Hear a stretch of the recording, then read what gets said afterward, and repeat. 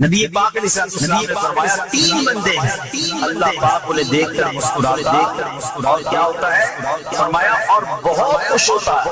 اب تین بندے کون سے ہیں چیک کرتے ہیں ان میں ہیں کہ نہیں۔ فرمایا نمبر ایک وہ بندہ جو رات کو اٹھے بستر چھوڑے اچھی طرح وضو کرے پھر نماز پڑھنے کھڑا ہو جائے، اسے دیکھ کر اللہ اسے فرشتوں سے فرماتا ہے اے فرشتوں بتاؤ میرے بندے کو نیکی پر کس نے اکسایا؟ فرشتے مولا تو بہتر جانتا ہے۔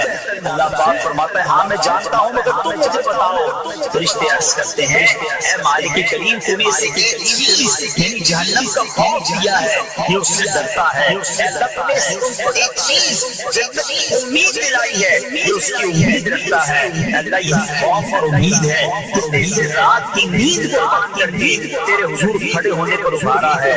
اب اللہ پاک فرماتا ہے اے فرشتوں گواہ ہو جاؤ جس چیز سے ڈرتا ہے یعنی جہنم سے ڈرتا ہے میں نے اپنے اس بندے کو اس سے امن اور امن بخشا اور جس کی امید رکھتا ہے یعنی جنت کی میں نے جنت اس پر واجب کر دی۔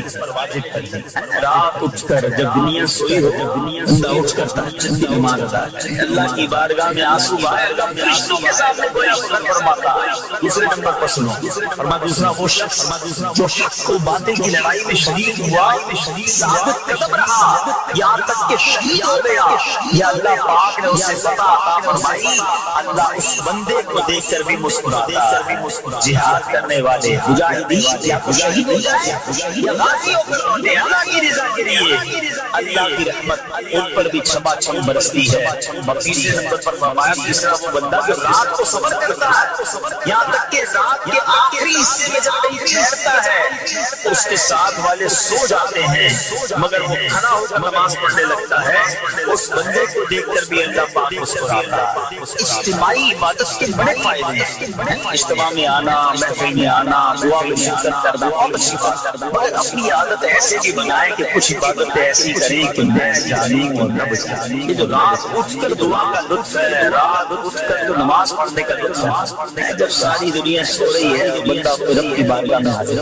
علماء کہتے ہیں دن کے نوافل کے مقابلے میں رات کے نوافل افضل ہیں کیونکہ رات سکون ہوتا ہے، رات رکعت قلبی ملتی ہے، سبحان اللہ رحمت الہی چھما چھم برستی ہے۔ ہمیں کیا کرنا ہے کہ رات تہجد کی نماز کی عادت ڈالیں۔ رمضان میں بن گئی تھی ساری کے لیے اٹھتے تھے لوگ تہجد پڑھتے تھے، اللہ کرے کہ یہ عادت بن جائے۔ کبھی کبھی اگر ہر روز نہیں ہو سکتا تو بس کبھی کبھی کرے۔ اچھا اگر ایسی کوئی عبادت ہو بھی جائے نا وہ بھی سب کو بتائے نا کہ رات اٹھا تھا جناب دعائیں بھی کی تو آنسو بھی بہائے، نہیں کبھی کبھی ایسا کیا کرو کہ میں جانوں اور رب جانے۔ اللہ سے باتیں کیا میں آپ کو صحیح بتاؤں، آپ مجھے بات بتاؤں یہ تو آپ نے سن بھی لیا کہ اللہ کی رحمت کس قدر برستی اس پر۔ زندگی میں بھی کبھی ہم پریشان ہوں اور رات نیند نہ آئے، کبھی کبھی ایسا ہوتا ہے پریشانی میں نیند نہیں آئی، کربٹیں بدل رہا ہوتا ہے انسان اور اس کربٹ بدلتے میں آپ کی جب والدہ حیات ہوگی اور ماشاءاللہ جن کے پاس ماں موجود ہے، ماں جیسی ہستی کہاں ملتی ہے۔ ایک بار اور سن لو، دنیا کی بہت ساری چیزیں میرے اور آپ کے پاس ہیں جو ریپلیسیبل ہے، جو بدلی جا سکتی ہے۔ موبائل فون لیتے ہیں بڑی خوشی سے لیتے ہیں مگر نیا ماڈل آتا ہے تو لوگ بدل لیتے ہیں۔ سواری لیتے ہیں بڑی خوشی ہوتی ہے مگر جب نئی سواری آتی ہے تو ریپلیس ماڈل نیا آ گیا اب پرانی لگتی ہے۔ تو یاد رکھو ماں باپ چلے جائیں اس کے بعد ماں باپ دوبارہ نہیں ملتے، ان کا کوئی نیا ورژن یا نیا ماڈل نہیں ہے تو ان کی قدر کر لو، ان کی دعائیں لے لو۔ آپ کبھی کبھی تکلیف میں ایسا ہوا ہو کہ رات کو نیند نہ آئی ہو، بے قرار ہو کر ماں کے پاس گئے، آنکھوں میں آنسو لے کر ماں میں پریشان ہوں، بیمار ہوں یا قرضے میں ہوں یا فلاں پرابلم ہے، ماں نے کیا کیا کروٹ بدل کر سو گئی، بیٹا تو جان تیرا کام جانے، یا ماں خود بھی بیدار ہو گئی، سینے لگایا اور دعا کرنا شروع کر دیا۔ ہم روئے تو ماں بھی روئی، یہ ہے نا ماں میری تکلیف۔ ایسا لگتا ہے کہ مجھے کبھی کبھی یہ فیصلہ کرنا مشکل ہوتا تھا کہ تکلیف مجھے زیادہ ہوتی ہے، میری تکلیف میں میری والدہ کو زیادہ ہوتی ہے، بیمار میں ہوں تکلیف اس میں ہوں، یہ رشتہ کہاں ملتا ہے؟ اگر مجھے ایک بات بتاؤ، جب میری تکلیف رات نیند چھوڑ کر بستر چھوڑ کر میں ماں کے پاس گیا، ماں نے سینے لگایا، اگر میں اپنا بستر چھوڑ کر آنکھوں میں آنسو دیے میری ماں سے مجھے کہیں زیادہ پیار کرنے والے رب کی بارگاہ میں چلا گیا، اس کی رحمت کیا مجھے مانگی؟ میری ماں کے دل میں جو مانگتا ہے نا وہ میرے رب نے ڈالی ہے، تو رب کی رحمت کتنی ہوگی؟ کبھی کبھی اللہ کی بارگاہ میں رات کے سحر حاصل ہوا، جو پرابلم ہے آپ کی، جو مشکل ہے آپ کی، آپ یقین کریں، آپ اللہ کی بارگاہ میں تہجد کے وقت رات کے آخری پہر آنسو بہائیں، دعائیں کریں، نوافل پڑھیں، پھر دیکھیں آپ کے دل کو تسلی کیسے ہوتی ہے، آپ کا ایمان تازہ ہو جائے اور آپ نے دیکھا کہ ایسے وقت عبادت کرنے والوں سے کس طرح راضی ہوتا ہے۔ اللہ کرے یہ بات ہمیں سمجھ آ جائے۔ اسی طرح عظیم صحابی حضرت عبداللہ بن مسعود رضی اللہ عنہ سے روایت ہے، پیارے آقا مکی مدنی مصطفیٰ صلی اللہ علیہ وسلم نے فرمایا ایک بندہ رات کو اٹھتا ہے، اچھی طرح وضو کرتا ہے، پھر اللہ پاک کی حمد کرتا ہے، اس کی بزرگی بولتا ہے، اپنے نبی علیہ السلام پر درود پڑھتا ہے، قرآن کھول کر پڑھنا شروع کر دیتا ہے، یہ وہ بندہ ہے جسے دیکھ کر اللہ پاک مسکراتا ہے اور فرماتا ہے دیکھو میرا بندہ عبادت کر رہا ہے جبکہ اسے میرے سوا کوئی نہیں دیکھ رہا۔ اللہ، یہ کاش ہمیں عادت مل جائے کہ ہم اکیلے میں عبادت کریں، انفرادی عبادت کریں، میں جانوں میرا رب جانے، کبھی تلاوت کریں، کبھی درود پڑھیں، کبھی دعائیں کریں، کبھی آنسو بہائیں، سبحان اللہ، اس کا بدل اور ہے۔ کبھی ایسا ہونا چاہیے، محفل میں عشق رسول کے عالم میں روبی پڑھتے ہیں، مدینے کی یاد ہو، نام شروع ہو تو ہماری آنکھوں میں آنسو آ جاتے ہیں، یہ بھی اچھی بات ہے، مگر کبھی کبھی رات ایسی بھی ہونی چاہیے کہ دل میں ہو یاد تیری گوشے تنہائی، دل میں ہو یاد تیری گوشے تنہائی ہو، پھر تو خلوت میں عجب انجمن آرائی۔ کبھی زندگی میں ایسی راتیں بھی آنی چاہیے، ورنہ جاگ اٹھا اشکوں کا مقدس، عشق نبی میں روتے روتے کیسی گزری رات نہ پوچھو۔ کبھی کبھی ایسی رات بھی گزرنی چاہیے کہ آمد کی یاد میں آنسو بہ رہے ہوں، مدینے کی یاد میں، گھر والوں کو بھی بتانا چاہیے، ہلکی ہلکی آواز میں کبھی ناز شریف لگا دیا کریں، کبھی مناجات لگا دیا کریں، ہم پتہ نہیں کیا دیکھتے دیکھتے سوتے ہیں، کاش انہی تصورات میں آنکھیں بند ہوں کہ میں سو جاؤں یا مصطفیٰ کہتے، میں سو جاؤں یا مصطفیٰ کہتے کہتے کھلے آنکھ صلی اللہ کہتے۔ تو مدینے کے تصور میں سوچنا کہ خواب میں زیارت بھی کر لیتے، خواب کا ایک فنامنا یہ بھی ہے، آپ جس چیز کے بارے میں سوچتے ہوئے سوتے ہیں عموماً گندی باتیں دیکھ کر، گندی چیزیں دیکھ کر سوتے ہیں، پھر ایسے ڈراؤنے خواب بھی آتے ہیں، ٹینشن بھی آتے ہیں، فلموں میں بھی ماردار دیکھی، خواب میں بھی لڑائی جھگڑے دیکھ رہے ہیں، جو مدینے کی یادوں میں سو رہا ہے، جو باوضو سو رہا ہے، جو اللہ کا ذکر کرنے سو رہا ہے، جو نوافل پڑھ کے سو رہا ہے، پھر دیکھو خواب میں بھی کہاں کہاں کی سیر کرے گا، اپنی خلوتوں کو اچھا کریں، اپنے اکیلے وقت کو بھی خوبصورت کریں، آنسو بہائیں، اور سبحان اللہ تہجد پڑھنے والوں کے چہروں پر نور بھی آ جاتا ہے، ہاں یہ الگ نعمت بھی ملتی ہے، اللہ نصیب فرما دے۔ اچھا ایک اور خوبصورت تھا، اللہ کریم جسے دیکھ کر مسکراتا ہے، فرمایا حضرت ابو سعید خدری رضی اللہ عنہ فرماتے ہیں رسول ذیشان مکی مدنی سلطان صلی اللہ علیہ وسلم نے فرمایا تین بندوں کو دیکھ کر اللہ پاک مسکراتا ہے، وہ قوم جو نماز میں صفیں سیدھی کرتی ہے، اور وہ بندہ جو اللہ پاک کی راہ میں جہاد کرتا ہے، تیسرا وہ بندہ جو رات کے اندھیرے میں عبادت کرتا ہے، انہیں دیکھ کر اللہ پاک مسکراتا ہے۔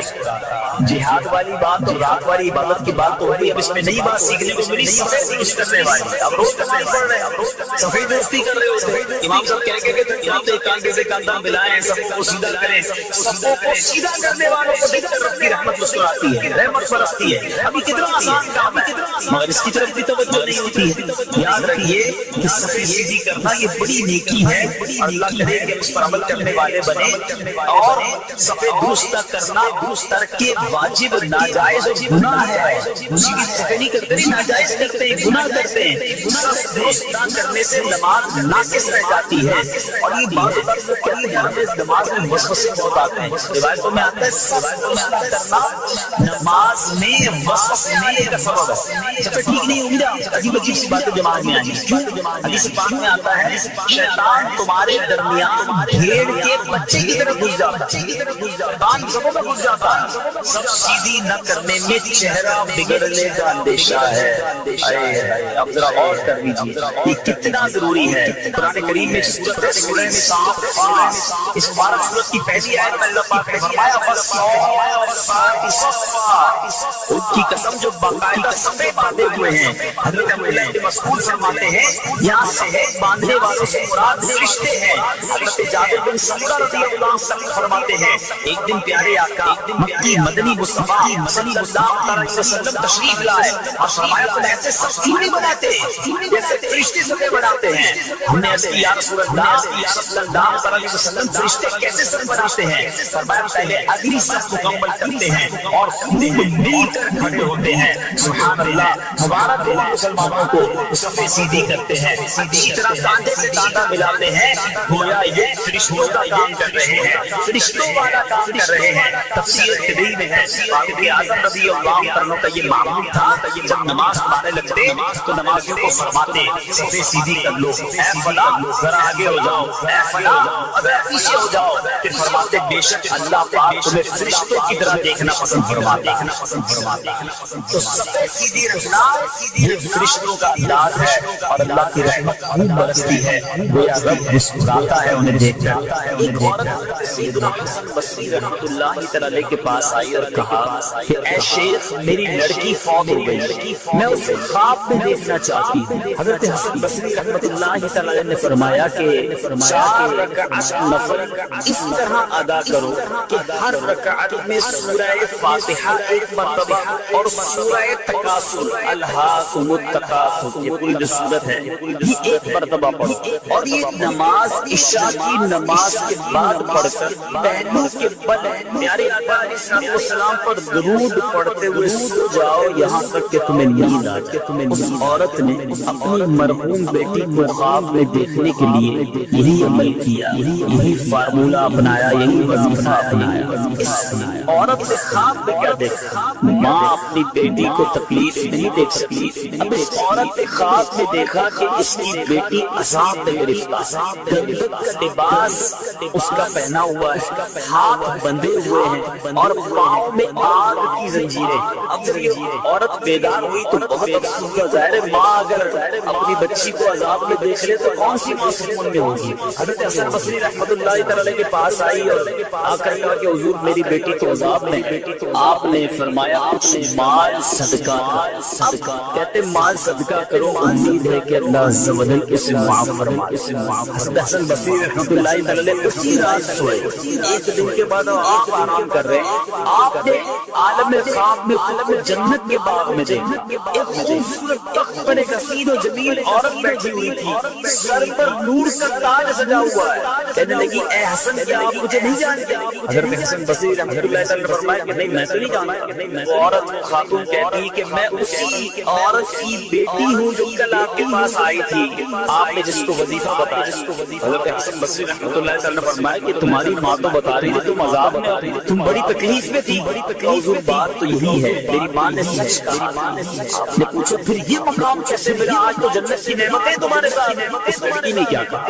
بڑی زبردست بات، کہتی کہ ہم 70,000 افراد تھے جو عذاب میں مبتلا تھے، مگر ایک نیک آدمی ہمارے قبرستان سے گزرا، اس نے سرکار دو عالم صلی اللہ تعالی علیہ وسلم پر درود پڑھا اور اس کا ثواب ہمیں پہنچایا۔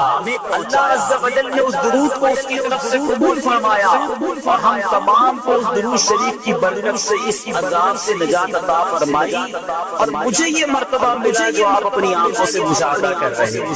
70,000 افراد قبرستان کے مردے جن پر عذاب ہو رہا تھا، مگر ایک نیک شخص گزر کر درود پاک پڑھ کر ساری قبر والوں کو ایصال ثواب کرتا ہے تو 70,000 لوگوں سے عذاب گویا دور کر دیا جاتا ہے۔ اے بچے بچے اسلامی بھائیو، کتنے سارے مدنی پھول اس واقعے سے ملتے ہیں۔ قبرستان جانا چاہیے، وہاں جا کر فضول باتیں نہیں، تو قبرستان میں بھی برے کام ہو رہے ہیں، منشیات فروشوں نے، بہت سارے غلط کام کرنے والوں نے قبرستان پر رخ کیا۔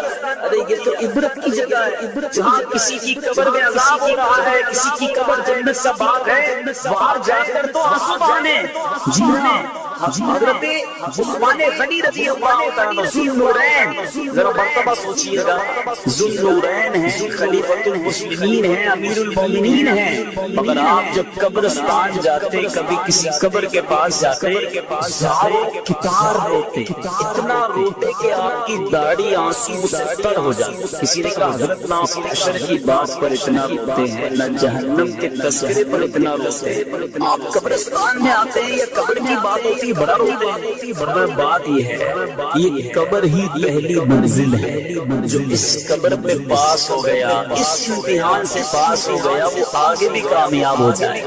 جو قبر میں پھنس گیا اس کی اگلی منزل بھی بڑی خطرناک ہوتی ہے۔ آج کچھ لوگ یہ بھی کہتے ہیں ہم تو شراب نہیں پیتے، یہ شراب کی دکان چلانے والے کچھ ملکوں میں کہتے ہیں ہم تو کافر کو شراب بیچتے ہیں، یہ جناب کافر کے لیے ہم نے شراب رکھی ہے۔ حضرت علامہ مولانا مفتی محمد امجد علی اعظمی علیہ رحمۃ اللہ کبھی فرماتے ہیں کہ کافر یا بچے کو شراب پلانا بھی حرام ہے، اگرچہ بطور علاج پلائے، اور گناہ اسی پلانے والے کے ذمے۔ مجھے تو کبھی کبھی سمجھ نہیں آتی، اللہ کرے میں جو آج بیان کرنے جا رہا ہوں کوئی ایسا مجھے سن لے جس کے دل پر یہ چوٹ لگ جائے، جو ایئر لائن میں کام کرتے مسلمان ہوتے ہیں مگر شراب سرو کرتے ہیں۔ ارے تم ایسی روزی پر تمہیں حرام کی طرف، تمہیں اللہ کے عذاب کی طرف لے جا رہی ہے، اور تم مسکرا مسکرا کر لوگوں کو شراب پیش کرتے ہو۔ توبہ توبہ، اللہ رب العالمین کو کیا جواب نہ کرے۔ اگر مجھے دنیا بھر میں کوئی ایسا سن رہا ہے جو کسی ایسے اسٹور میں کام کرتا ہے جو شراب سرو کی جاتی ہے، چھوڑ دو ایسی نوکری، نہ کرو ایسا کام، اللہ غیب کے خزانوں سے تمہیں حلال روزی عطا فرمائے گا۔ مجھے یاد آ گیا ایک بار ہم اٹلی میں تھے، مدنی قافلے میں، اسی طرح کا کچھ بیان تھا۔ ایک شخص، ایک مسلمان میرے پاس آیا، آ کر کہتا ہے کہ میرا جی تو بڑا چاہتا ہے کہ میں حلال کماؤں، لیکن ہمارے اسٹور میں شراب بیچی جاتی ہے، اگر میں شراب نہیں بیچوں گا تمہارے اسٹور پہ گاہک کم آئیں گے، گاہک کم آئیں گے تو میری روزی کا کیا ہوگا، بچوں کا کیا ہوگا، کاروبار کیسے چلے گا؟ میں نے اس سے ایک سوال کیا اور میں تمام شراب بیچنے والوں، تمام غلط کام کرنے والوں سے وہی سوال آج کرنے لگا۔ میں نے پوچھا یہ بتاؤ اگر روزی دینے والا کون ہے؟ اللہ۔ میں نے کہا تم حرام کام کر رہے ہو، تمہیں روزی مل رہی ہے، تمہیں روزی حلال کرو گے اللہ روزی بند کر دے گا، اللہ کی فرما برداری کرو گے کیا وہ رزق کے دروازے بند کر دے گا؟ آج تم اس کی نافرمانی کر رہے ہو، وہ تمہیں دے رہا ہے۔ تھوڑی دیر اس کی آنکھوں میں آنسو آتے ہیں، آج کا دن ہے، اس کے بعد میرے اسٹور پہ آئندہ کبھی شراب نہیں دے۔ اس کے بعد پھر ملاقات ہوئی، کہتا ہے جب سے شراب بیچنا بند کی ہے اللہ نے سکون بھی دے دیا ہے، روزی میں برکت بھی دے دی۔ ہمت تو کرے نا، پہلے ہی سوچ لیتے ہو کہ ہمارا کیا ہوگا۔ ارے اللہ کے بھروسہ رکھو، جب رزق دینے والا وہ ہے تو ہم کیوں ایسا کاروبار کریں؟ بہرحال پیچھے پیچھے اسلامی بھائیوں، نبی پاک علیہ السلام فرماتے ہیں اللہ عز و جل نے شراب اور اس کی قیمت یعنی کمائی، مردار اور اس کی کمائی، خنزیر اور اس کی کمائی کو حرام قرار دیا۔ خدا را اس کی کمائی نہ کمانا، کبھی اس میں ہاتھ نہ ڈالنا۔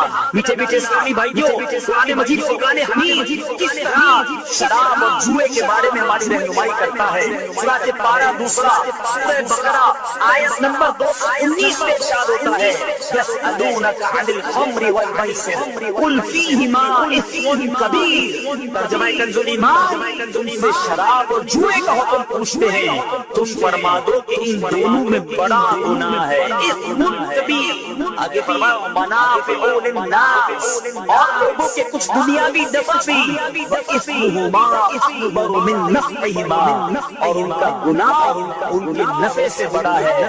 گویا شراب میں کوئی فائدہ نہیں، جس جوئے میں کوئی فائدہ نہیں، بلکہ ایک جگہ یہ شیطان کے کام، شیطان کے آلے قرار دیے گئے۔ پیچھے پیچھے اسلامی بھائیوں، نہ شراب کے قریب جانا ہے نہ جوئے کے قریب جانا ہے۔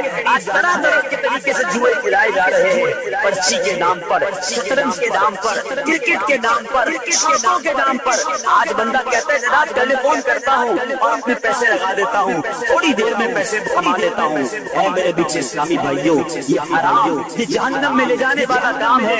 یاد رکھنا جوئے کی کمائی بھی حرام ہے، اور ہم نے کئی جواریوں کے گھر بکھتے دیکھے، کئی جواریوں کو تباہ جواریوں کا دیکھا۔ ارے نہ بھی ہوئے تباہ، کروڑ پتی بھی بن گئے، تو یہ پیسے تمہیں جہنم میں لے جائیں گے۔ یہ دنیا میں چھوڑ کر جاؤ گے تو آخرت میں عذاب کا باعث بنیں گے۔ ہمیں یہ حرام کی روزی نہیں چاہیے، خدا توبہ کر لیجئے، جوئے کے قریب بھی نہ جائیے۔ ہمیں حلال اور فقط حلال روزی کمانی ہے۔ نبی پاک علیہ السلام شب معراج میرے آقا جب آسمانوں کی طرف تشریف لے گئے تو پیارے آقا علیہ السلام کی خدمت میں 2 پیالے پیش کیے، ایک دودھ کا دوسرا شراب کا، چوائس دی گئی۔ نبی پاک علیہ السلام ان میں سے کوئی ایک پسند فرما لے۔ میرے آقا علیہ السلام نے دودھ کو پسند فرمایا۔ عرض کی گئی آپ علیہ السلام نے فطرت کو پسند فرمایا ہے، کیونکہ اگر آپ شراب کو پسند فرماتے تو آپ کی امت گمراہی کا شکار ہو جاتی۔ نیچے نبی پاک علیہ السلام نے شراب کی طرف گویا ہاتھ بھی نہیں بڑھایا اور دودھ کو پسند فرما کر فطرت کو پسند فرمایا۔ مگر آج ہمارا آپ کو پتہ ہے شراب ہمارے صحابہ بھی پیتے، جب شراب کی حرمت نازل نہیں ہوئی تھی، شراب نہ حرام قرار نہیں دی گئی، وہ پیتے تھے، لیکن کئی صحابہ اس کو بھی نہیں پیتے تھے، کسی کے حلال تھی، عادت ہونے کے باوجود جیسے ہی پتہ چلا کہ شراب حرام ہو گئی ہے، اللہ مکے کی گلیوں میں شراب کے برتن بہا دیے گئے، برتن توڑ دیے گئے، جس کے ہاتھ میں گلاس تھا اس نے توڑ دیا، ہاتھ میں بوتل تھی اس نے توڑ دیا، سارے برتن سے شراب بہا دی گئی۔ اسلامی بھائیوں سنیے، حضرت انس بن مالک رضی اللہ عنہ سے بری ہے، آپ فرماتے ہمارے پاس آگ کے بغیر کچی کھجوروں کی بنی ہوئی شراب، میں فلاں کو شراب پلا رہا تھا، ایک شخص آیا اور اس نے بتایا کہ شراب حرام ہو گئی، ابھی آ کر بتاتا ہے شراب پلا رہے ہیں، کہتے ان سب نے مجھ سے کہا اے انس مٹکے کو انڈیل دیجیے، اب شراب نہیں پینی، حرام ہو گئی اب نہیں پینی۔ آپ فرماتے ہیں کہ معلوم ہونے کے بعد صحابہ کرام نے اس کے متعلق کسی سے کچھ نہیں پوچھا اور نہ ہی شراب کی طرف دوبارہ کیسے دو، پتہ چل گیا منع نہیں چلے گی۔ آج ہم کو پتہ ہے حرام، مگر پھر بھی شراب نہیں، شرابی کیسا عجیب شخص ہے۔ آپ کو جو یہ معاشرے میں رہتا ہے اسے پتہ ہے کہ شراب پینے والے کو ہوش ہی نہیں رہتا۔ حضرت عبداللہ بن عمرو بن عاص رضی اللہ عنہ فرماتے ہیں میں نے اللہ عز و جل کے پیارے حبیب صلی اللہ علیہ وسلم سے شراب کے متعلق پوچھا، ارے آقا نے فرمایا یہ سب سے بڑا گناہ اور تمام برائیوں کی جڑ ہے۔ شراب پینے والا نماز چھوڑ دیتا ہے اور بعض اوقات اپنی ماں، خالہ اور پھوپھی سے بھی بدکاری کا مرتکب ہوتا ہے، اسے پتہ ہی نہیں چلتا نا کہ ماں ہے، بہن ہے کہ کون ہے، شراب کے نشے میں جو بے حیائی چاہے وہ کر ڈالتا ہے۔ اور ایسے کئی معاملات پتہ چلتے ہیں کہ کوئی عورتوں پہ ظلم کر رہا ہوتا ہے، کوئی انہیں گالیاں نکال رہا ہوتا ہے، اس کو اپنا پتہ نہیں ہوتا کہ ہمارا کیا حال ہے۔ اللہ کے نیچے اسلامی بھائیوں شرابی جو ہے نا اس کی وجہ سے اس کے خاندان کی بھی بے عزتی، اس کا بچہ الگ ڈیمورلائز ہو رہا ہوتا ہے کہ میرا باپ شرابی۔ میں پچھلے دنوں ایک جگہ گیا، مجھے بتایا کہ ہمارے یہاں اتنی شراب پی جاتی ہے، پاکستان کے علاقے کی بات ہے، ایک بندے کو کہتا ہے میں نے اپنی آنکھوں سے دیکھا جو اپنے 5 سال کے بچے کو شراب پی، خود پیا اور اب نشے میں اپنے بچے کو شراب۔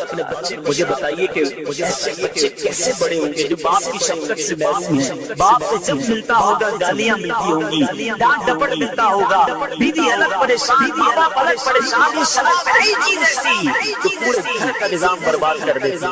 اور کئی لوگ اپنی ساری کمائی اس نشے کے اندر ڈال دیتے ہیں۔ صرف شراب کی بات نہیں کرتا، آج ہیروئن کے نام پر، چرس کے نام پر، نہ جانے منشیات کے نام پر ہمارے نوجوانوں کو کدھر لگا دیا گیا، صحت الگ برباد ہو گئی اور جہنم میں جانے والا خدا را آج آئے ہو اس اجتماع میں آپ کے آگے ہاتھ جوڑ شب برات سب کی بخشش ہوگی، اللہ کے واسطے چھوڑ دو۔ میں آپ کو بتاتا ہوں میرے رب کی جنت کیسی، شراب پینی ہے نا تھوڑا صبر کر لو، اللہ نے جنتیوں کے لیے جنتی شراب تیار کر دی، ہم پیئیں گے شراب انشاءاللہ، مگر وہ شراب پیئیں گے جس کو شراب طہور کہا گیا، جس کو پاکیزہ شراب قرار دیا گیا۔ سبحان اللہ۔ میٹھے میٹھے اسلامی بھائیوں، ابھی میں آپ کو جنتی شراب کے بارے میں بتاتا ہوں، لیکن ایک دل ہلا دینے والی صحابہ کرام کا قول سنیں۔ میرے بزرگ بیٹھے اپنی بچی کا رشتہ کرتے وقت لڑکا کماتا کتنا، رہتا کدھر ہے، دکھتا کیسا ہے، بس 3-4 چیزیں، زیادہ تر خاندان پوچھ لیا۔ کبھی یہ پوچھا کہ نماز پڑھتا ہے کہ نہیں، نماز پڑھتا ہے، شراب تو نہیں پیتا، کہیں برے دوستوں میں تو نہیں بیٹھتا۔ سنو، صحابہ کرام کا قول ہے جس نے اپنی بیٹی کو کسی شرابی کے نکاح میں دیا، گویا اس نے اپنی بیٹی کو بدکاری کے لیے پیشاری کے لیے کوئی نہیں سوچتا۔ آج ہمارے نزدیک گناہ وہ برے ہیں جو لوگوں کے نزدیک برے ہیں۔ ارے لوگ کیا کہیں گے کہ شرابی کو بیٹی دے دی، جواری کو بیٹی دے دی، کس لیے؟ ورنہ برے دوستوں میں بیٹھنے والے کو کون سے کرتا ہے؟ اپنی بیٹی کا رشتہ کر رہے ہو، دیکھو جس کے ہاتھ میں آپ بیٹی کا رشتہ دے رہے، کل وہ آپ بیٹی کے بچوں کا باپ بھی بننا ہے، باپ کیسا ہوگا؟ اگر وہ حرام روزی لا کر کمانے والا ہے تو پورے گھر کو برباد کر دے گا نا. کبھی شرابی سے رشتہ بھی نہ کرے اور شراب پینے والا بھی اللہ کے واسطے توبہ. پیچھے پیچھے اسلامی بھائیوں نبی پاک کا ایک اور فرمان سنیے, دل بہلانے والا بیان. نہ شرابیوں کے ساتھ بیٹھو, نہ شرابیوں کے ساتھ بیٹھو, نہ ان کے بیمار ہونے پر عیادت کرو اور نہ ہی ان کے جنازوں میں شرکت کرو. شراب پینے والا پینے سے قیامت سامنے آئے گا, اس کا چہرہ سیاہ ہوگا, اس کی زبان سینے پر لٹک رہی ہوگی, تھوک بہ رہا ہوگا اور ہر دیکھنے والا اس سے نفرت کرے. شرابی کی جس کو آپ کہیں کہ بدقسمتی ہے, نبی پاک فرماتے نہ بیٹھو, نہ سلام کرو, نہ عیادت کرو, نہ جنازے میں جاؤ. کیا ہم ایسے نہیں, ہم رب کی رضا کا رب کام کرنے والے بنیں گے. کبھی بھی زندگی میں شراب کے قریب بھی نہیں جائیں گے. نیت کریں انشاءاللہ کبھی بھی قریب نہیں جائیں گے. اسلامی بھائیوں جہاں ایک اور کام کرتے ہیں, اب شراب کے نام کو چینج کر کے عجیب نام آ گیا. نہیں جناب یہ شراب نہیں, تو وسکی ہے, یہ جناب برانڈن ہے, پتہ نہیں کیا کیا نام رکھے ہوئے, برانڈی ہے, شیمپین ہے, اب تو پتہ نہیں کوئی کہتے ہیں سوڈا ہے. یاد رکھیے کہ کوئی بھی گدھے کو گھوڑا بنانے کی کوشش کرے, گدھا گدھا ہی ہوتا ہے. شراب کا نام تبدیل کرنے سے شراب تبدیل نہیں ہونی. میرے پیچھے اسلامی بھائیوں آج سے صدیوں پہلے میرے آقا کی غیرت کی خبریں, صدیوں پہلے میرے آقا نے فرمایا میری امت کے کچھ لوگ شراب کا نام تبدیل کر کے اسے پیئیں گے. میرے آقا نے اس وقت فرمایا ان کے سروں پر آلات موسیقی بجائے جائیں گے, ان کے سروں پر آلات موسیقی بجائے جائیں گے اور گانے والی لونڈیاں گائیں گی. اللہ عز و جل ان کو زمین میں دھسا دے گا اور باس کو بندر اور خنزیر بنا. اللہ کے حبیب علیہ السلام نے کتنا پہلے میں شراب سے بچایا, کتنی باتیں ہمیں ارشاد فرما گئے. مگر آج ہم ہیں کہ عمل میں اب آؤ میں بتائیں میرے رب کی جنت کیسے, کیوں یہ گندی شراب, کیوں یہ اللہ کو ناراض کرنے والا کام کرے. ارے شب برات اگر بخشش ہوگی رب راضی ہو گیا تو دیکھو کیا کیا ملنا ہے. سبحان اللہ. پہلے آؤ میں آپ کو بتاؤں جنت کا موسم کیسا. بڑی گرمی لگ رہی ہے نا, سنو میں آپ کو بتاتا ہوں. بڑے بڑے ایئر کنڈیشن میں رہنے والے سنو, آج دنیا کے ٹھنڈے موسم کو یاد کرتے ہو کہ جناب گرمیاں ٹھنڈے علاقوں میں گزارنی چاہیے, سردیاں گرم علاقوں میں گزارنی چاہیے. اور اپنی جنت کی تیاری کرتے. قرآن کہتا ہے لا یرون فیہا شمسا ولا زمہریرا. ترجمہ کنز الایمان, نہ اس میں دھوپ دیکھیں گے نہ سردی دیکھیں گے. ٹھنڈ والی سردی بھی نہیں ہوگی, دھوپ بھی نہیں ہوگی, معتدل موسم ہوگا. جنت کے درخت کیسے ہوں گے آؤ میں بتاتا ہوں. ترمذی کی حدیث ہے, میرے آقا علیہ السلام فرماتے ہیں جنت میں ہر درخت کا تنا سونے کا, سونے کے درخت ہوں گے. پھل کیسے ملیں گے, سڑ کر نہیں توڑنے پڑیں گے. آج تو پھل توڑنے کے لیے کسی کو چڑھانا پڑتا ہے, آج پتھر مارتے ہو تو پھل گرتا ہے. سنو قرآن کہتا ہے وَذُلِّلَتْ قُطُوفُهَا تَذْلِيلًا. ترجمہ کنز الایمان, اور اس کے گچھے جو ہوں گے جھکا کر نیچے کر دیے گئے ہوں گے. اس کی تفسیر میں علماء لکھتے ہیں اہل جنت جنت کے پھل بیٹھے ہوئے اور لیٹ کر کھا سکیں گے, یعنی وہ گچھے آٹومیٹکلی ان کے پاس آ جایا کرتے. ایسی نعمت رب نے تیار کر. جو آج شراب پیتے ہیں, جو آج معاذ اللہ گندی شراب پیتے ہیں, میٹھے میٹھے اسلامی بھائیوں اور مدنی چینل کے ناظرین, آؤ میں آپ کو بتاتا ہوں کہ جنت کی شراب کیسی ہوگی. اللہ تبارک و تعالیٰ نے جنت میں نہریں بنائی, جنت میں دودھ پانی اور شراب کی نہریں ہوں گی. سبحان اللہ. اور یہ شراب طہور, یہ پاکیزہ شراب ہوگی. لیکن کیا جنت میں موت, اتنی ساری نعمتیں ہیں جنت میں, ان نعمتوں کے بعد موت نہیں آنی. قرآن کہتا ہے لا یذوقون فیہا الموت الا الموتۃ الاولی. ترجمہ کنز الایمان, اس کے پہلی موت کے سوا پھر موت نہ چکھیں گے. ارے پھر موت بھی نہیں آنی. اور جنتی جتنے ہیں نا سارے کے سارے 30 سال کے ہوں, بوڑھے بھی نہیں ہوں گے, جوانی کے مزے بھی ہوں گے. ان برائیوں کی طرف جائیں. بہرحال پہلی حدیث کی طرف پھر آتا ہوں. اب یہ طے ہو گیا جتنے میرے بھائی ہیں, اللہ بڑا کریم ہے. اگر کبھی شراب پی لی ہے یا شراب کے قریب جا چکے ہو, آج پکی سچی نیت کر کے ہے کہ مولا آج کے بعد میں شراب کے قریب بھی نہیں جاؤں، زور سے نعرہ تو لگائیں انشاءاللہ شراب کے قریب بھی نہیں جائیں گے۔ اللہ تعالیٰ کیا معلوم آپ کی اس پکی نیت کے صدقے ہم سب کے مقدر میں جنتی شراب لکھ دیں، انشاءاللہ وہاں جائیں گے اس شراب طہور کے مزے چکیں گے۔ مبارک حرم یعنی مکہ پاک اور مدینہ طیبہ یہ مبارک شہر ہے، یہ مبارک جگہ ہے جہاں جانے کو ہر مومن ہر مسلمان تڑپتا بھی ہے، مچلتا بھی ہے۔ کون سی ایسی آنکھ ہے جو مکہ اور مدینہ دیکھنے کو نہ تڑپتی، اور کون سا ایسا دل ہے جو ان مبارک جگہوں پر جانے کو نہ تڑپتا۔ الحمدللہ اس یاد کو مزید بڑھانے کے لیے، شوق حرمین بڑھانے کے لیے، اور مدینہ پاک اور مکہ پاک کا مزید ادب دل میں بڑھ جائے، ان نیتوں کے ساتھ یاد حرمین سلسلہ لے کر حاضر ہیں۔ دنیا بھر سے حاجیوں کے قافلے سوئے حرمین رواں رواں ہیں، لاکھوں لاکھ پہنچ چکے ہوں گے اور کئیوں نے بھی جانا ہے۔ اللہ مجھے اور آپ کو بھی یہ سفر بار بار نصیب فرمائے۔ پچھلے دو سلسلوں میں ہم نے مکہ پاک کے فضائل، طواف کے فضائل، خاص خانہ کعبہ کی برکتیں اور پھر حجر اسود کی تاریخ، لیکن مقام ابراہیم اور صفا اور مروہ کے بارے میں بھی شاندار باتیں سنیں۔ آج سے انشاءاللہ ہم حج اور عمرے پر جانے والے عاشقان رسول کا انداز سنیں گے۔ ہم نے بھی تو سفر کرنا ہے نا، تو کیا یہ اچھا ہو کہ عاشقان رسول کے واقعات سن لیں، ان کا انداز دیکھ لیں اور کوشش کریں کہ ان کی نقل کریں، ان کے طریقے پر، ان کے انداز پر۔ ویسا تو نہیں کر سکتے مگر کچھ نہ کچھ نقل کرنے کی کوشش کریں۔ وہ کہتے ہیں نا اچھوں کی نقل بھی اچھی ہوتی ہے۔ سب سے پہلے جو میں نے آپ کو روایت سنانی ہے، جو واقعہ سنانا ہے، بظاہر تو درود پاک کی فضیلت کا ہے، درود پاک کی فضیلت بھی پتہ چل جائے گی، لیکن یہ بھی حج کے دوران ہونے والا ایک عظیم الشان واقعہ ہے۔ حضرت سیدنا سفیان ثوری رحمۃ اللہ تعالی فرماتے ہیں، میں نے دوران طواف ایک عاشق رسول کو ہر قدم پر حضور نبی پاک صاحب الاولاد صلی اللہ تعالی علیہ وسلم پر درود پاک پڑھتے ہوئے دیکھا، ہر قدم اٹھا کر درود پاک پڑھتا۔ تو میں نے پوچھا بھائی سبحان اللہ لا الہ الا اللہ کے بجائے صرف درود پاک پڑھنے میں کیا راز ہے؟ اس نے میرا نام دریافت کیا، پھر کہا کہ میں اپنے والد گرامی کے ساتھ حج کے لیے چلا۔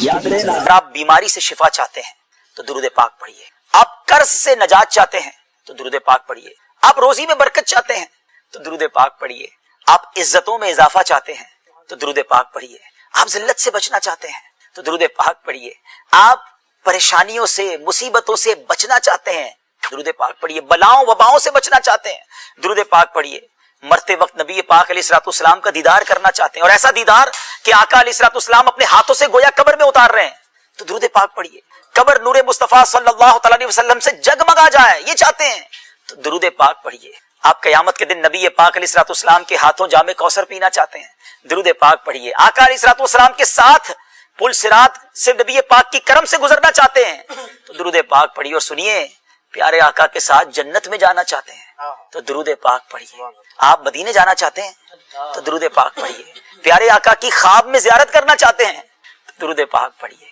اب میں آپ سے پوچھنا چاہتا ہوں کچھ بچ گیا ہے اور کچھ ہے جو آپ کو چاہیے، جو دنیا میں چاہیے، جو مرتے وقت چاہیے، جو محشر میں چاہیے، جو جنت میں داخلہ چاہیے، every thing what ever I need, اور یہ حق ہے نبی پاک علیہ الصلوۃ والسلام کا ان کی امت پر کہ امتی ان کی ذات پر درود پاک پڑھے۔ آج پلیز یہ نیت کر لیں، چلتے پھرتے اٹھتے بیٹھتے درود پڑھتے رہیں، محبت رسول کے عالم میں پڑھیں، زیادہ سے زیادہ پڑھیں۔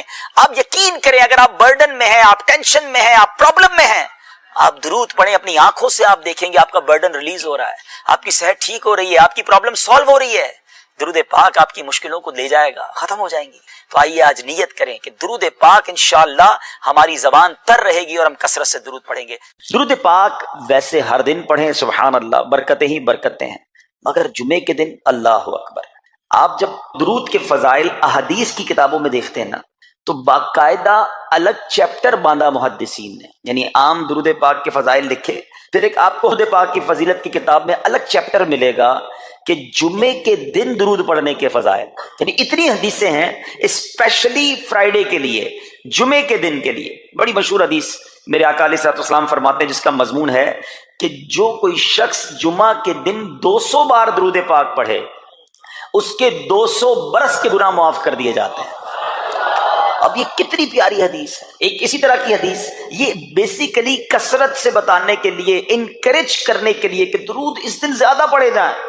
گناہوں کی معافی کا ایک ایسا سبحان اللہ سلسلہ ہے. ایک اور حدیث پاک ہے جس کا مضمون ہے جو جمعہ کے دن 80 بار درود پاک پڑھے اس کے 80 برس کے گناہ معاف کر دیے جائیں. تو یہ دن تو سبحان اللہ گناہ گاروں کی بن آتی ہے. گناہ گاروں کو موقع دیا جاتا ہے کہ پورے ہفتے میں اگر کوئی کمزوری رہ بھی گئی ہے تو اب جمعہ آ گیا ہے, اب درود پڑھ لو, اب تلاوت کر لو, اب دعائیں کر لو, اب اللہ سے رجوع لے آؤ.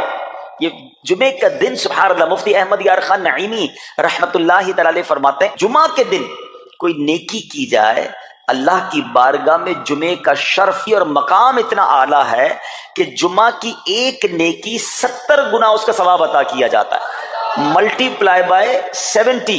سوچئے اب سمجھدار لوگ بیٹھے ہیں, کاروباری لوگ بھی بیٹھے ہوں گے.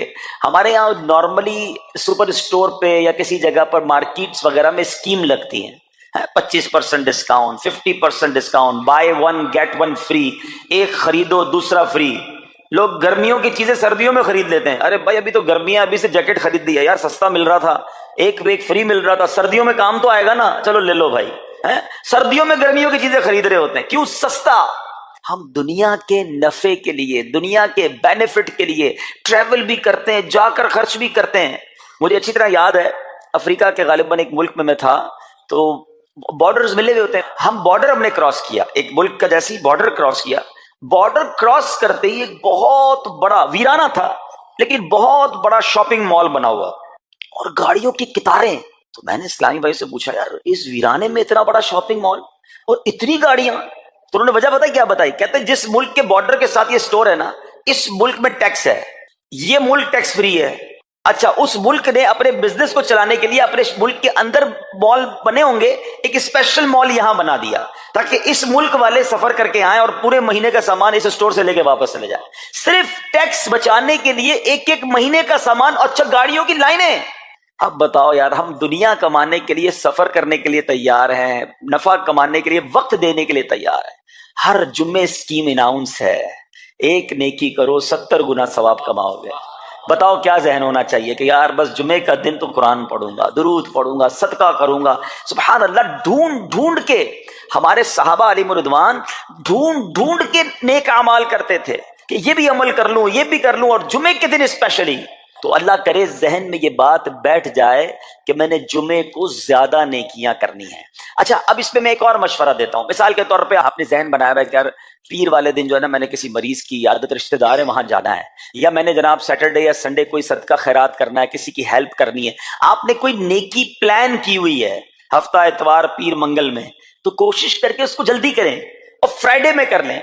ایک پوائنٹ آپ نے دیکھا, میں نے یہ نہیں کہا کہ اس کو اگلے جمعے کریں, ہاں ڈیلے نہ کریں, تھوڑا جلدی کر کے اس جمعے کو کریں تاکہ 70 گنا جو ہے وہ اس میں ثواب کما لوں, برکتیں حاصل کر لوں. تو اللہ کرے کہ میں اور آپ نیکیوں کے حریص بن جائیں. نیکیوں کی جو لالچ ہے نا, لالچ میں یہ بھی کر لوں, میں یہ بھی کر لوں, میں سجدہ بھی کروں, میں تلاوت بھی کروں, میں صدقہ بھی دوں, یہ تو نصیب والوں کو ملتا ہے. اور صحابہ کرام میں ہمیں نظر آتا تھا, پیچھے نہیں ہٹتے تھے صحابہ. ہمیں اعلان کیا جا رہا ہے کہ یہ موقع ہے, یہ نیکی ہے, اور پھر بھی کوئی نظر نہیں آتا. اللہ کرے کہ یہ جذبہ, کیونکہ یاد رکھو جس طرح کاروباری لوگ کہتے ہیں نا سیزن ہے نیکیاں کر لو, بالکل اسی طرح جب تک میری اور آپ کی سانسیں باقی ہیں نا نیکیوں کا سیزن جاری ہے. جتنی نیکیاں کمانی ہے کما لو. یہ مائنڈ سیٹ بنا لو کہ یار پتہ نہیں کب مر جاؤں, اور نیکی اور نیکی. جس طرح پیسے کمانے کا ذہن ہوتا ہے نا, اللہ کرے اس سے زیادہ میرا اور آپ کا نیکیاں کمانے کا ذہن ہو جائے. یار تھوڑی اور نیکی کما لو, تھوڑی اور. مثال کے طور پہ آپ کہیں جا رہے ہیں, کسی نے کہا ذرا بیٹھیے 10 منٹ بعد وہ بھائی آئیں گے. اب ہم 10 منٹ کس طرح گزارتے ہیں؟ موبائل نکالا اور جناب دیکھنا شروع. 10 منٹ کیا 15 منٹ بھی گزر جائیں پتہ نہیں چلے گا. لیکن یہ 15 منٹ میں کیا ملا آپ کو؟ شاید گناہ ہی ملے ہوں گے, کیونکہ ہمارے موبائل میں تو بہت ساری چیزیں ایسی ہیں یا تو حرام دکھا دیتی ہیں یا حرام سنا دیتی ہیں. لیکن اگر نیکیوں کا ذہن ہو تو بندہ سوچے یار 10 منٹ میں تو میں سورہ یاسین پڑھ سکتا ہوں, 10 قرآن کا ثواب ہے. موبائل میں قرآن پاک ڈاؤن لوڈ ہو, قرآن شریف نکالا اور یاسین شریف پڑھ لی, ویٹنگ ایریا کے اندر 10 قرآن کا ثواب کما لیا. اگر یہ مائنڈ سیٹ ہو بندہ کہ یار اتنی دیر میں تو 100 بار درود پاک پڑھ لوں گا. اور آقا علیہ الصلوۃ والسلام فرماتے ہیں جو 100 بار درود پاک پڑھے اس کی دونوں آنکھوں کے درمیان لکھ دیا جاتا ہے کہ یہ بندہ دوزخ کی آگ اور نفاق سے بری ہے. 5 منٹ 10 منٹ میں اتنی نیکیاں کما سکتا ہوں.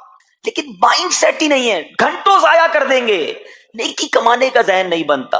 اگر یہی 10-15 منٹ میں مجھے پیسے ملنے ہوتے تو بتاؤ ہم کیا کرتے. اللہ کرے دل میں اتر جائے میری بات. تو بہرحال جمعہ کا دن یہ بہت کمال کا دن ہے. ہر جمعے کے دن آپ کو اونٹ صدقہ کرنے کا ثواب مل سکتا ہے.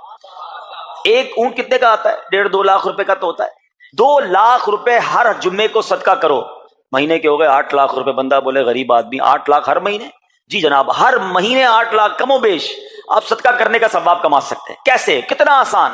نبی پاک علیہ الصلوۃ والسلام فرماتے ہیں، جس کا مضمون ہے جو جمعے کے دن سب سے پہلے آتا ہے اسے اونٹ صدقہ کرنے کا ثواب ملتا ہے، جو اس کے بعد آتا ہے اسے گائے صدقہ کرنے کا ثواب ملتا ہے. اللہ کی رحمت سے ہر جمعے فرشتے مسجد کے دروازے پر کھڑے ہوتے ہیں. ہم اللہ سے دعا کرتے ہیں، اللہ تیری نوری مخلوق کے صدقے ہم پر رحم فرما، ہماری مغفرت فرما. مگر جب امام خطبے کے لیے کھڑا ہو جاتا ہے، آقا علیہ الصلوۃ والسلام فرماتے ہیں وہ رجسٹر بند کرتے ہیں اور وہ بھی آ کر امام کا خطبہ سننے کے لیے بیٹھ جاتے ہیں. تو جلدی آ کر، کچھ منٹ پہلے آ کر. اچھا، علم دین الگ ملتا ہے، ظاہر ہے یہاں ہر جمعے بیان ہوتا ہے، وہ بیان سننے کو آپ کو الگ ملے گا، نیکی کی دعوت الگ ملے گی، اور سبحان اللہ اونٹ صدقہ کرنے کا ثواب. تو مبارک ہو انہیں جو جلدی آتے ہیں.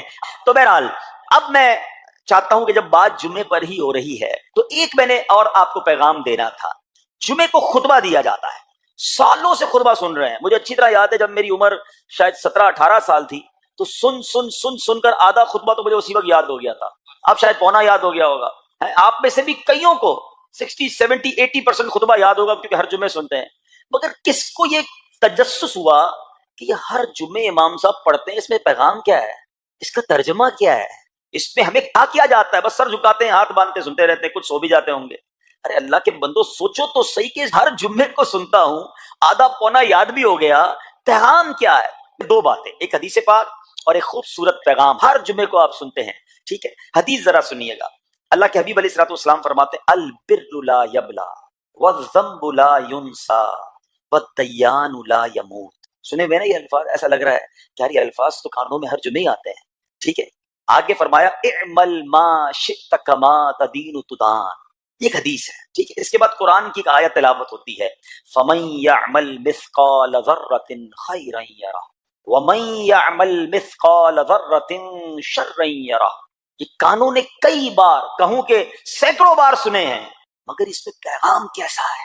دل ہلا دینے والا پیغام، بڑا سمجھانے والی بات ہے اس حدیث میں. البر لا یبلا.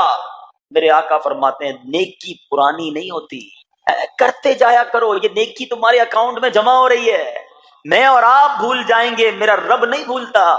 اس کے خزانے بڑے ہیں. جہاں نیکی پرانی نہیں ہوتی نا، اگلا جملہ سنو، وَالذَّنبُ لَا يُنسَى. گناہ بھلایا نہیں جاتا. میں اور آپ بھول گئے. افسوس یہ ہے، عجیب کہانی ہے. یہ تو ایک الگ ٹاپک ہے کہ آج جس سے ملاقات کرو اس کو 15 سال 20 سال 25 سال پرانی نیکیاں یاد ہیں. لوگ ملتے ہیں کہتے ہیں 1990 میں حج کیا تھا، 95 میں عمرہ کیا، 2002 میں فلاں مسجد بنائی. آپ کی دعوت اسلامی کے قافلے میں بھی 2005 میں گیا تھا. ساری نیکیاں 15 20 سال پرانی یاد ہیں. گناہ کل جھوٹ بولا تھا یاد ہے؟ کل رات کو بد نگاہی ہو گئی تھی وہ یاد ہے؟ پرسوں غیبت کی تھی وہ یاد ہے؟ سالوں تو چھوڑو، ہم گھنٹے پہلے کا گناہ بھول جاتے ہیں. مگر حدیث ڈرا رہی ہے، سمجھا رہی ہے کہ دیکھو وَالذَّنبُ لَا يُنسَى. گناہ بھلایا نہیں جاتا. تم بھول گئے ہو اگر کہیں لکھا ہوا ہے، جواب دینا ہے. اور آگے فرمایا وَالدَّيَّانُ لَا يَمُوتُ. فرمایا کہ جو فیصلہ کرنے والا ہے اسے موت نہیں آتی. اللہ کو موت نہیں آنی. میں اور آپ مر جائیں گے. جس نے ڈیسیشن لینا ہے، جس نے فیصلہ کرنا ہے، اسے موت نہیں آنی. پھر آگے فرمایا اعمل ما شئت کما تدین تدان. کر لے جو کرنا ہے، جیسی کرے گا ویسی کرے گا. پھر قرآن کی یہ آیتیں سمجھا رہی ہیں فَمَن يَعْمَلْ مِثْقَالَ ذَرَّةٍ خَيْرًا يَرَهُ. جو ذرہ بھر نیکی کرے گا، بھلائی کرے گا، وہ دیکھے گا. وَمَن يَعْمَلْ مِثْقَالَ ذَرَّةٍ شَرًّا يَرَهُ. کہ جو ذرہ بھر برائی کرے گا وہ بھی دیکھے گا. یہ اتنا شاندار جمعے کا پیغام ہر جمعے خطبے میں دیا جاتا ہے. اللہ کرے یہ دل کی گہرائیوں میں اتر جائے. دروازہ بند کر کے، اندھیرا کر کے، اکیلے میں گناہ کرنے والا سوچے کہ ٹھیک ہے دنیا میں کوئی نہیں دیکھ رہا مگر میرا رب دیکھ رہا ہے. مجھے اس ذرہ بھر گناہ کا بھی جواب دینا پڑے گا. لوگ کہتے ہیں چھوٹی سی بات ہے یار، چھوٹا سا گناہ ہے، ٹھیک ہے چلتا ہے، سبھی تو کرتے ہیں. نہیں جناب، وہ نقطہ نواز ہے. وہ معاف کرنے پہ آئے تو 100 بندوں کے قاتل کو معاف کر دے، اور وہ پکڑنے پہ آئے تو ایک نقطے پر پکڑ فرما دے. ہمیں ڈرنا ہوگا، ہمیں خوف اپنے دل میں طاری کرنا ہوگا، کیونکہ یہ گناہ میری آخرت میں میری پکڑ کا سبب بن سکتے ہیں۔ بالکل اسی طرح چھوٹی چھوٹی نیکیاں سمجھ کے چھوڑ دیتے ہیں، یار سنت غیر موقدہ ہی ہے نا، نفل ہی تو ہے نا، سنت ہی تو ہے نا، ٹھیک ہے درود پڑھنا چاہیے، نہیں پڑھا تو کوئی بات نہیں، ارے یار کون اجتماع میں جائے، کون درس میں بیٹھے، صدقہ دینا کوئی واجب تو نہیں، زکات تو پوری دیتا ہوں، چھوٹی چھوٹی نیکیاں سمجھ کر چھوڑتے ہو، ارے وہ تو کتے کو پانی پلانے والے کو اس سبب سے بخش دیا کرتا ہے، راستے سے پتھر ہٹانے والے کو بخش دیا کرتا ہے۔ فرمایا نا البر لا یبلا، نیکی پرانی نہیں ہوگی، کرتے جایا کرو۔ اللہ کرے کہ یہ ذہن بن جائے کہ بس میں زیادہ سے زیادہ نیکی کروں، تو لوگوں کے دلوں